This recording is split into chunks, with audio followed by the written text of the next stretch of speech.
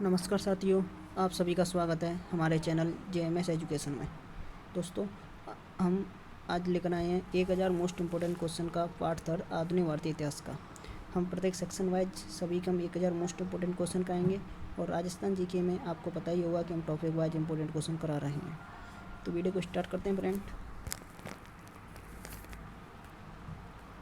First question है, वह Congress president कौन था जिसने 1942 में क्रिप्स के साथ शिमला कॉन्फ्रेंस में लॉर्ड वेवेल के साथ वार्ता की? तो फ्रेंड ये कौन थे? तो ये थे मौलाना अबुल कलाम आज़ाद। ऑप्शन डी इसमें राइट आंसर होगा। मौलाना अबुल कलाम आज़ाद के बारे में कुछ इंपॉर्टेंट बातें हैं तो आप उन्हें मैं बता देता हूँ।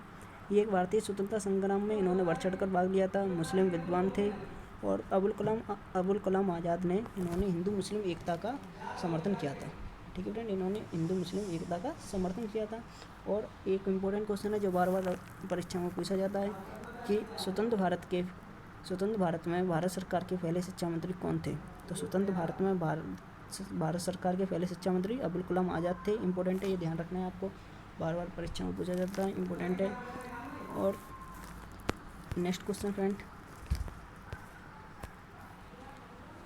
निम्नलिखित में से किसने सोम प्रकाश नामक समाचार पत्र शुरू किया? तो सोम प्रकाश नामक समाचार पत्र किसने शुरू किया फ्रेंड? तो सोम प्रकाश नामक समाचार पत्र शुरू किया था ईश्वर चंद्र विद्यासागर ने। ठीक है, ऑप्शन बी इसमें राइट होगा। ईश्वर चंद्र विद्यासागर ने सोम प्रकाश नामक समाचार पत्र शुरू किया था। इनके बारे में कुछ इंपॉर्टेंट बातें हैं।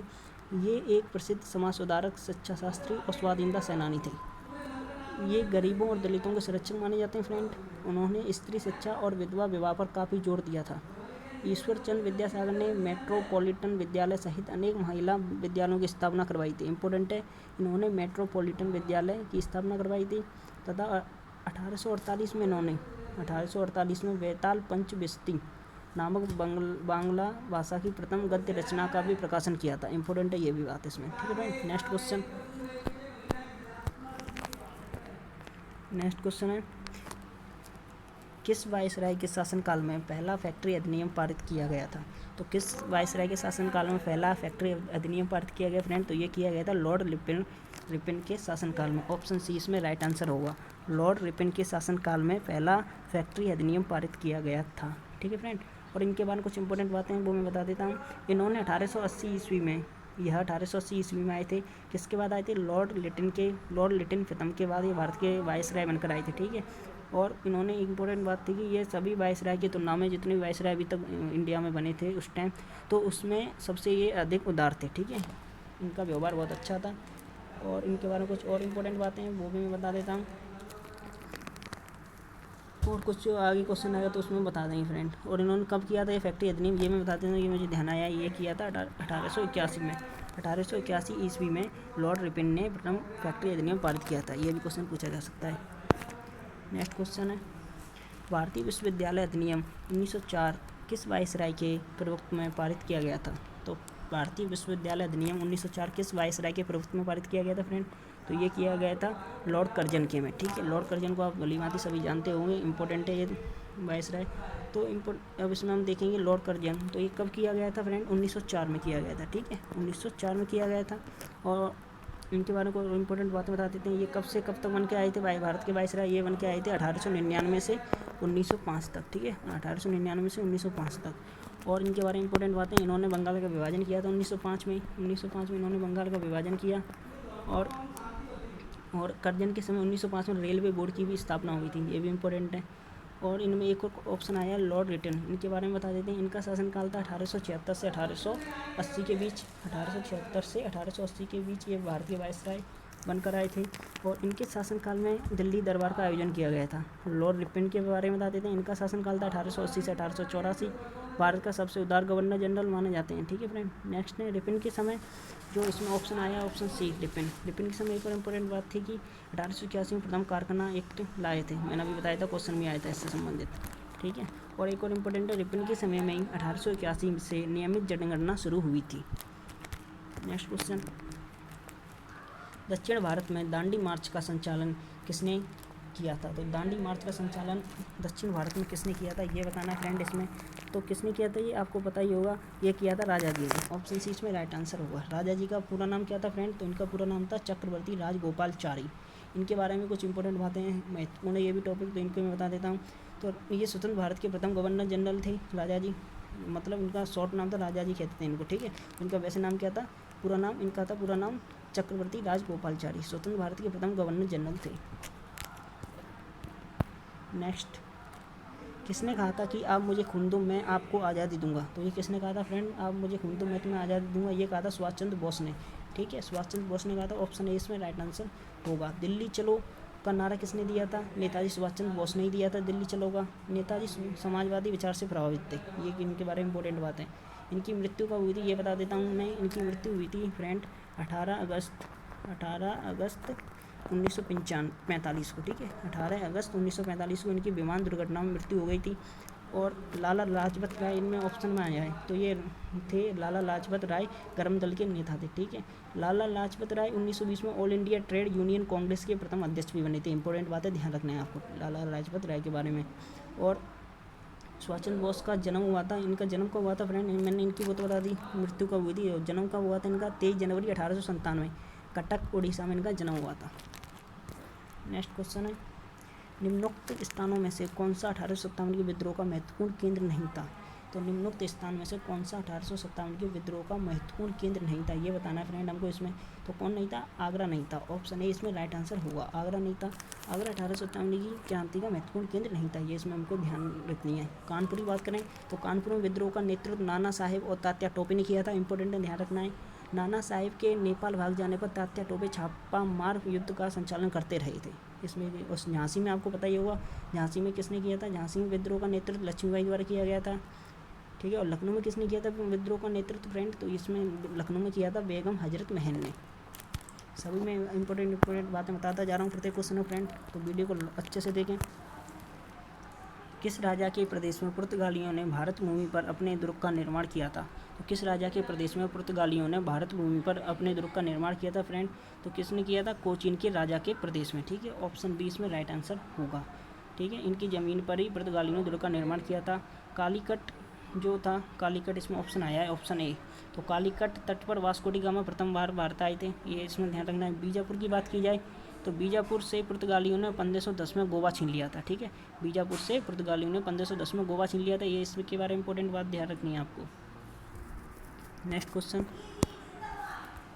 कराधान के अधिनियमों का प्रवर्तक था? तो कराधान के अधिनियमों का प्रवर्तक कौन था फ्रेंड?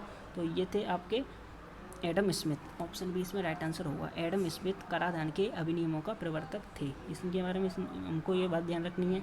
और एक और इसमें बारे में एडम स्मिथ के बारे में कि इन्होंने 1776 ईस्वी में, ठीक है फ्रेंड, 1776 ईस्वी में इन्होंने वेल्थ ऑफ नेशन पुस्तक लिखी थी। इंपॉर्टेंट है, वेल्थ ऑफ नेशन, ध्यान रखनी है आपको। वेल्थ ऑफ नेशन बुक इन्होंने ली थी एडम स्मिथ ने, कब लिखी थी? 1776 में।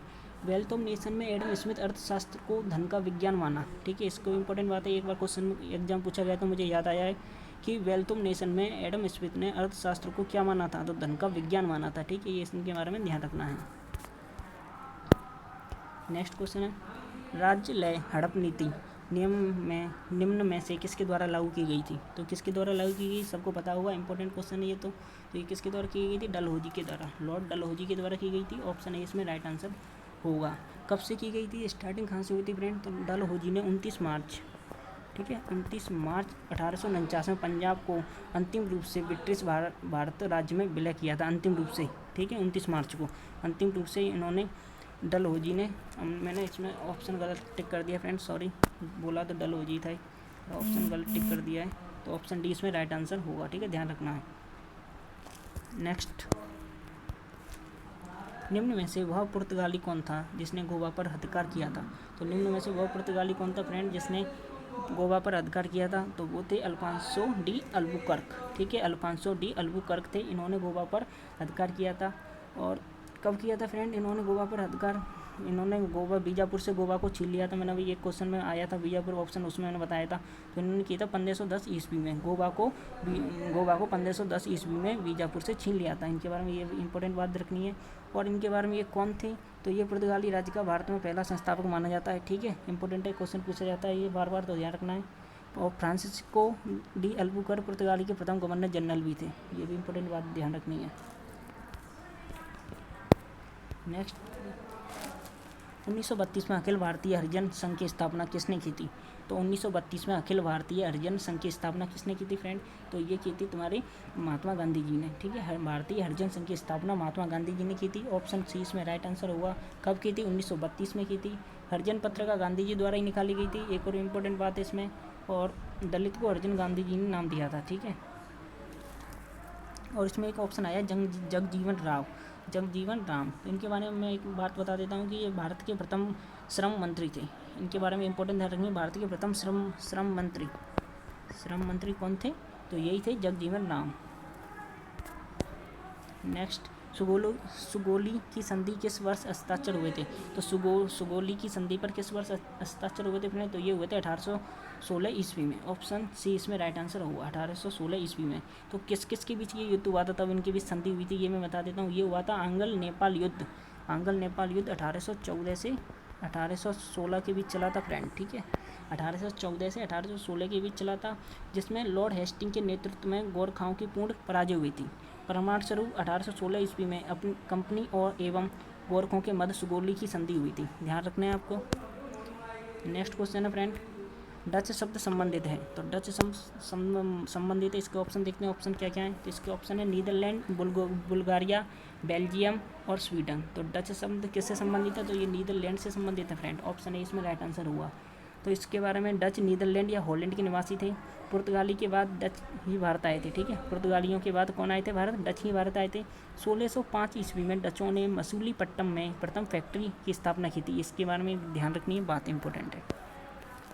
नेक्स्ट है, निम्नलिखित में से कौन से शाही राज्य ब्रिटिश द्वारा अधिकृत किए गए थे? तो इनमें से कौन से अधिकृत किए गए थे, ये हमको ध्यान रखना है।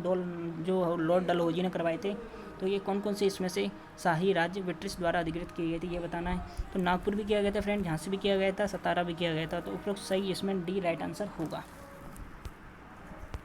नेक्स्ट क्वेश्चन करते हैं, निम्नलिखित वायसरायों को उनके शासनकाल के दौरान घटित हुई घटनाओं के साथ सम्मिलित कीजिए। तो हमारे पास ये दो दे रखे हैं, इनको हमको उनकी घटनाओं के आधार पर इनको हमें सम्मिलित करना है। ठीक है फ्रेंड, तो इनको हम करते हैं।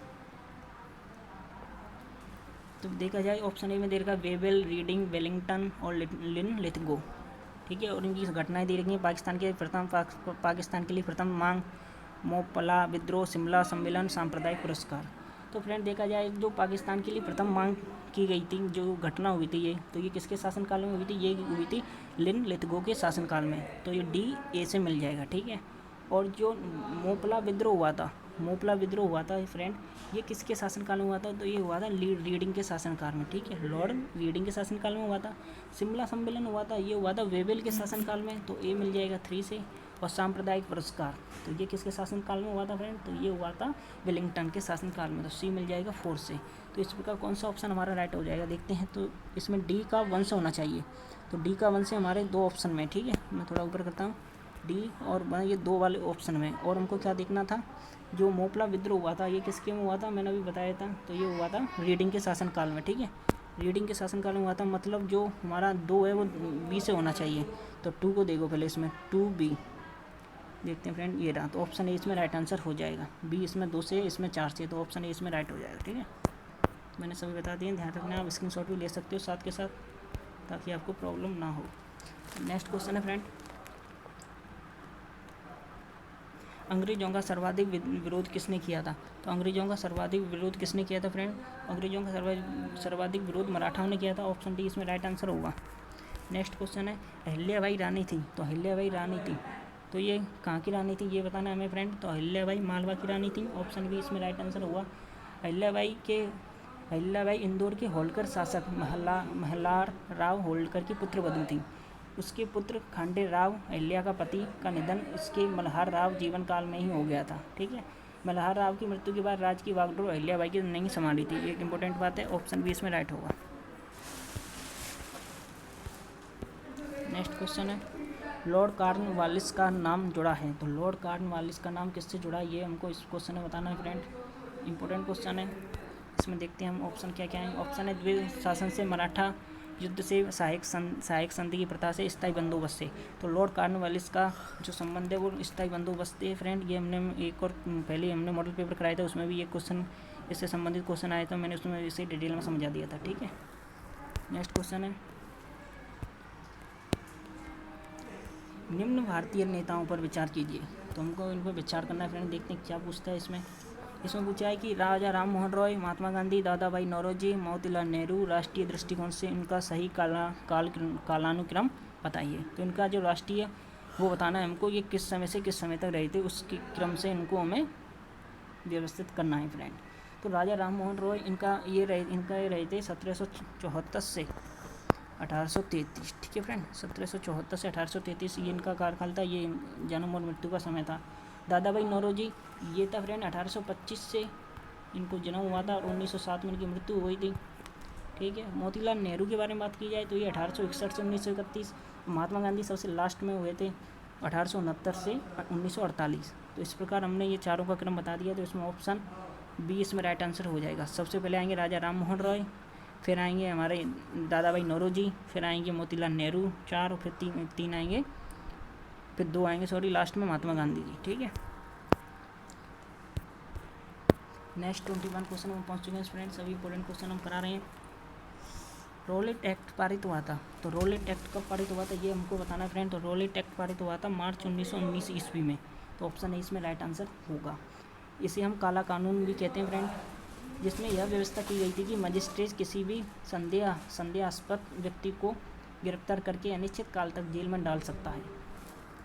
नेक्स्ट क्वेश्चन था, भारत को स्वतंत्रता देने का ब्रिटिश विचार किस कारण बदल गया था। जो भारत को स्वतंत्रता देने का उनका पहले जो विचार नहीं था, वो किस कारण उनका विचार बदल गया था, ये हमको बताना है फ्रेंड। इंपॉर्टेंट क्वेश्चन है। तो किस कारण बदला था फ्रेंड, तो ये बदला था, ऑप्शन देखते हैं, द्वितीय विश्व युद्ध के प्रभाव के कारण, ये भी सही है फ्रेंड। ब्रिटेन की सरकार के बदलने के कारण, भारत में राष्ट्रीयता के बढ़ते हुए ज्वार के कारण। तो फ्रेंड इसमें तीनों ही ऑप्शन सही हैं, इन तीनों के कारण उनका ये विचार बदल गया था। नेक्स्ट क्वेश्चन, इसमें ऑप्शन डी राइट आंसर होगा। ठीक है, 1, 2 और 3। इसकी PDF आपको हमारे टेलीग्राम चैनल और इस वीडियो की डिस्क्रिप्शन में मिल जाएगी, वहाँ से आप उसे डाउनलोड कर सकते हो। भूदान आंदोलन से संबंधित है, तो भूदान आंदोलन से क्या संबंधित है फ्रेंड, ये हमको बताना है। तो भूदान आंदोलन विनोबा भावे ने प्रारंभ किया था, ऑप्शन ए इसमें राइट आंसर हो जाएगा। 1951 ईस्वी में आचार्य विनोबा भावे ने तेलंगाना के पोचमपल्ली गांव में भूदान आंदोलन प्रारंभ किया था। इसमें इन्होंने भूपतियों से भूमि दान में लेकर भूमिहीनों को भूमि प्रदान की थी। इंपॉर्टेंट है।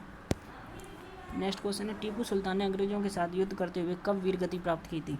टीपू सुल्तान ने अंग्रेजों के साथ युद्ध करते हुए कब वीरगति प्राप्त की थी फ्रेंड, ये इंपॉर्टेंट क्वेश्चन है। तो ये की थी इन्होंने 1799 ईस्वी में, इनकी मृत्यु हुई थी। ऑप्शन सी इसमें राइट आंसर होगा।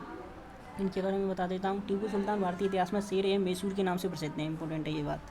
ठीक है, नेक्स्ट क्वेश्चन है, जूनागढ़ 1948 तक एक रियासत था जिस पर बाबी राजवंश का शासन था। बाबी राजवंश के संस्थापक थे। तो इसका आंसर आपको बताना है कमेंट करके फ्रेंड। देखते हैं इसका आंसर राइट कौन बताएगा। सभी को आंसर कमेंट करना है और आपको ये भी कमेंट करना है कि आपको इन 25 क्वेश्चन में से कितने क्वेश्चन आते थे। ठीक है, तो जो भी स्टूडेंट चैनल पहली बार विजिट कर रहे हैं तो चैनल को सब्सक्राइब करें, बेल आइकन को प्रेस करें। वीडियो अच्छी लगी तो वीडियो को लाइक और शेयर अवश्य करें। धन्यवाद।